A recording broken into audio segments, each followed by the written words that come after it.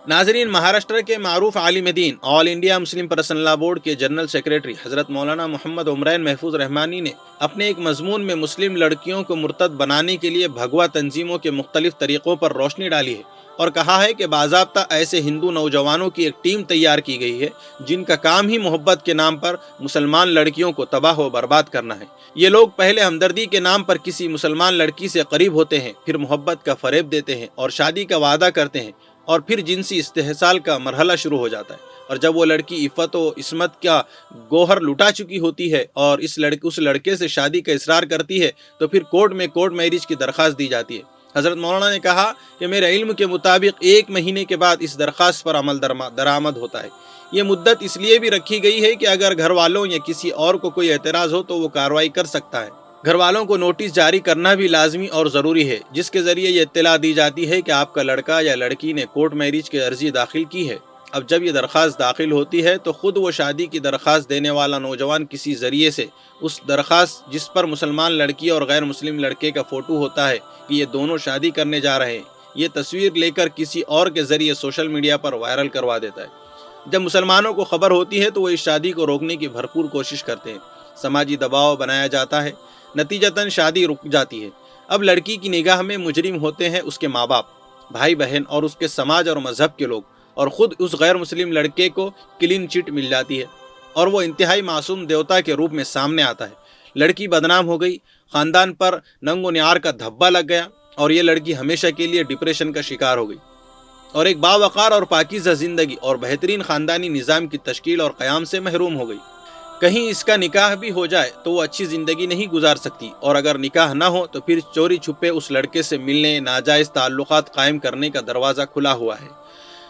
नाज़रीन, इससे आगे की शक्ल यह है कि मोहब्बत के फ़रेब में फंसाकर और जज्बाती तौर पर अपने आप से करीब करके तर्क मज़हब पर आमादा किया जाता है और बाज़ाब्ता शादी के करके चंद महीने या साल भर साथ में रखा जाता है। उसके बाद आए दिन के झगड़े शुरू हो जाते हैं। चूँकि इस शादी की वजह से ये लड़की अपने ख़ानदान, अपने समाज से बिल्कुल कट चुकी होती है, इसलिए वो अब वापसी के दरवाजे बंद हो चुके होते हैं। इसलिए उसी शोहर के साथ उसको रहना उसकी मजबूरी बन जाती है, जिससे फ़ायदा उठाकर वो शोहर अपनी बीवी से जिस्म फरोशी करवाता है और यहाँ तक कि फिर तलाक देकर दर दर की ठोकरें खाने पर उस लड़की को मजबूर कर देता है। इस घिनौने खेल का सबसे बड़ा और खुला मैदान कॉलेजेस है, जहाँ की मखलूत तालीम ने इस खेल के लिए बेहतरीन और महफूज स्टेज फराहम किया है। कितने गैर मुस्लिम लड़के हैं जिनको फ़िरक़ा परस्त तंजीमों की तरफ से अच्छी उर्दू सिखाने और बेहतरीन उर्दू शायरी की तालीम देने का इंतज़ाम किया गया है। मुसलमान लड़की को दाम फ़रेब में फंसाने के लिए वो इस हुनर का भी इस्तेमाल करते हैं और कच्ची उम्र की जवान लड़कियां बहुत जल्द इस हथकंडे से मुतासिर होकर उनकी आगोश में चले जाती हैं और फिर यही बेहयाई उन्हें इर्तिदाद की शाहरा तक पहुंचा देती है। अलियाज़ बिल्लाह, कॉलेज के अलावा ट्यूशन क्लासेस भी इख्तिलात, बेहयाई और फिर दीन और ईमान से महरूमी का ज़रिया बन रही है। पढ़ने वाले तलबा तो शिकारी बने ही हुए हैं, पढ़ाने वाले टीचर्स और प्रोफेसर्स भी बहती गंगा में हाथ धो रहे हैं। ऐसे वाक़यात भी सामने आ चुके हैं कि किसी टीचर ने नोटिस देने के बहाने घर बुलाया और फिर वर्गला कर या ज़बरदस्ती उस लड़की के साथ गलत हरकतें की और खुफिया तरीके से उसका वीडियो बना लिया और बाद में वही वीडियो दिखाकर उस लड़की को ब्लैकमेल करने का सिलसिला शुरू कर दिया, जिसका नतीजा ये निकला कि वो लड़की गैरों के हाथों में खिलौना बन गई।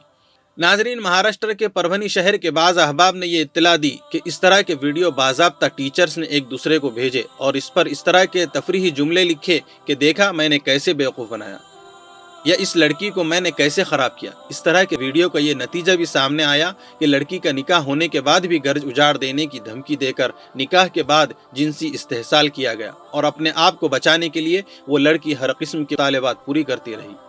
नाजरीन, जो मुसलमान लड़कियां दीनी जहन या घर की तरबियत की वजह से कुछ मोहतात होती हैं, उनको काबू में लाने के लिए दूसरी गैर मुस्लिम लड़कियों का सहारा लिया जाता है। वो लड़कियां उस लड़की से दोस्ती करती हैं और फिर वो अपने भाई या दोस्त की हैसियत से गलत किस्म के लड़कों से उसका तारुफ कराती है और फिर बात बढ़ते बढ़ते ये लड़कियां बेहयाई या इर्तिदाद तक भी पहुँच जाती हैं। उसके अलावा मोबाइल और ज़ेरॉक्स की दुकानों के ज़रिए भी मुसलमान लड़कियों के नंबरात और उनकी तस्वीरें और दूसरी मालूमात उन लड़कों तक पहुंचाई जा रही है जो इस काम पर लगे हुए हैं। वैसे भी सोशल मीडिया के ज़रिए मुसलमान लड़कियों तक पहुंचना आसान हो गया है। मुसलमान बनकर फिर बाज़ गैर मुस्लिम लड़के मुसलमान लड़कियों से फेसबुक वगैरह पर दोस्ती करते हैं और जब बात आगे बढ़ जाती है और मुलाकातें शुरू हो जाती है और ये राज खुलता है कि महबूब मुसलमान नहीं है, गैर मुस्लिम है, तब तक बहुत देर हो चुकी होती है।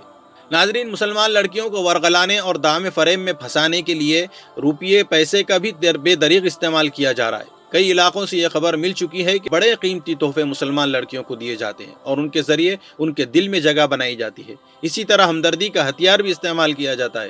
کسی ذریعے سے اگر معلوم ہو گیا کہ یہ لڑکی پریشان ہے، یا اس کے گھر والے ان کے گھر کے حالات اچھے نہیں ہیں، یا پھر اس کے گھر کے لوگ اس پر توجہ نہیں دیتے، تو فوراً بھیڑ کی کھال اوڑھ کر کہ کوئی ایسا بھیڑیا سامنے آ جاتا ہے اور مصنوعی ہمدردی کا ڈرامہ رچاتا ہے، اور پریشانی اور مشکلات سے جوجھ رہی لڑکی اسے اپنا ہمدرد سمجھ کر اس کے قریب ہوتی جاتی ہے، یہاں تک کہ عفت و عصمت کا گوہر لٹا بیٹھتی ہے، یا پھر فریب محبت میں گرفتار ہو کر دین و ایمان تک سے محروم ہو جاتی ہے۔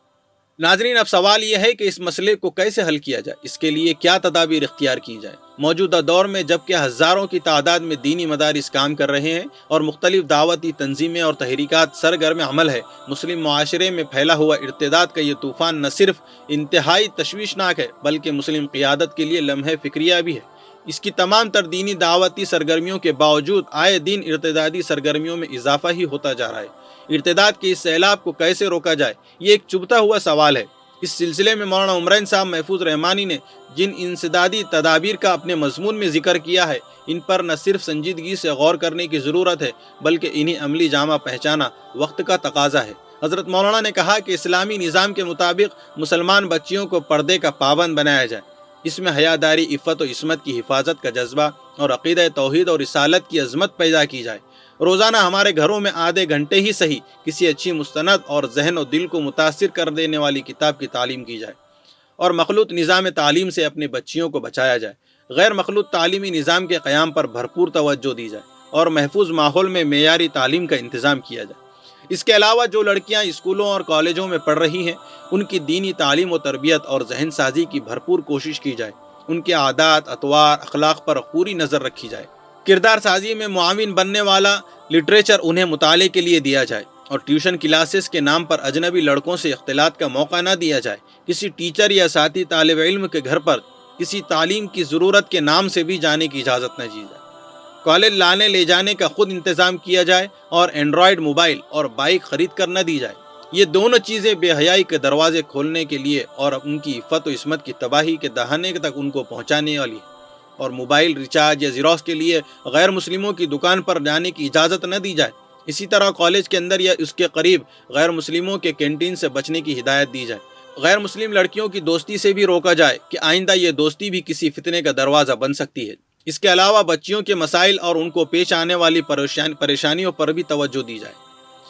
یاد رکھیں، گھر میں توجہ کی کمی باہر کا راستہ دکھاتی ہے۔ اگر بچیاں کسی تعلیمی ضرورت سے انٹرنیٹ استعمال کر رہی ہیں تو ان کی بھرپور نگرانی کی جائے، اس لیے کہ بھٹکنے اور بہکنے کے اکثر دروازے انٹرنیٹ کے ذریعے کھلتے ہیں۔ ناظرین، بہت تکلیف ہوتی ہے، بہت دل دکھتا ہے۔ میں ہمیشہ کہتا ہوں کہ ہم نے خود اپنی اولاد کو اس دلدل میں دھکیلا ہے۔ لاڑ پیار اور اعلیٰ عصری تعلیم کے خمار نے کئی گھروں کو برباد کر دیا ہے۔ کب ہوش میں آئے گی ہماری قوم؟ کب سمجھے گی یہ ان باتوں کو؟ ماڈرنزم اور اعلیٰ تعلیم کا بھوت کیسے نکلے گا ان کا؟ ناظرین، یہ اسی وقت ہے جب ماں باپ اپنی اولاد کی صرف دنیاوی تعلیم کی فکر کرتے ہیں۔ ظاہر ہے، جب دنیاوی تعلیم ہوگی تو تربیت دینی کیسی ہوگی؟ اگر اتنے ہی سمجھنے والے ہوتے ماں باپ تو اعلیٰ دنیاوی تعلیم ہی دینے کے لیے ہزار بار سوچتے۔ مجھے تو ترس آتا ہے ان ماں باپ اور ان لوگوں پر جو یہ کہتے ہیں کہ لڑکیاں کسی سے کم نہیں، ہر میدان میں لڑکیاں آگے ہیں۔ یقیناً بہت آگے ہیں، اور اب اتنی آگے نکل گئی ہے کہ ان کو روکنا بھی مشکل ہے۔ اعلیٰ تعلیم میں بھی لڑکیاں آگے ہیں، یہ ان کا خمار ہے، اور اسی خمار میں یہ لوگ اپنی اولاد کی بربادی کو بڑھاوا دیتے ہیں۔ اور پھر جب بات ہاتھ سے نکل جاتی ہے، ماں باپ کی، خاندان کی عزت تار تار ہو جاتی ہے۔ جب ان کو احساس ہوتا ہے کہ یہ کیا ہو گیا، ماں باپ بھی کہیں منہ دکھانے کے قابل نہیں رہتے۔ بہت ضرورت ہے کہ اپنے گھروں میں دینی تعلیم کو زندہ کریں۔ پہلے ان کو دینی تعلیم دیں، ان کی صحیح تربیت کریں، پھر عصری تعلیم دیں۔ تب انشاءاللہ وہ اپنے ایمان کا سودا نہیں کرے گی، اپنے ماں باپ، گھر والوں اور خاندان والوں کو رسوا ہونے سے بچا لے گی۔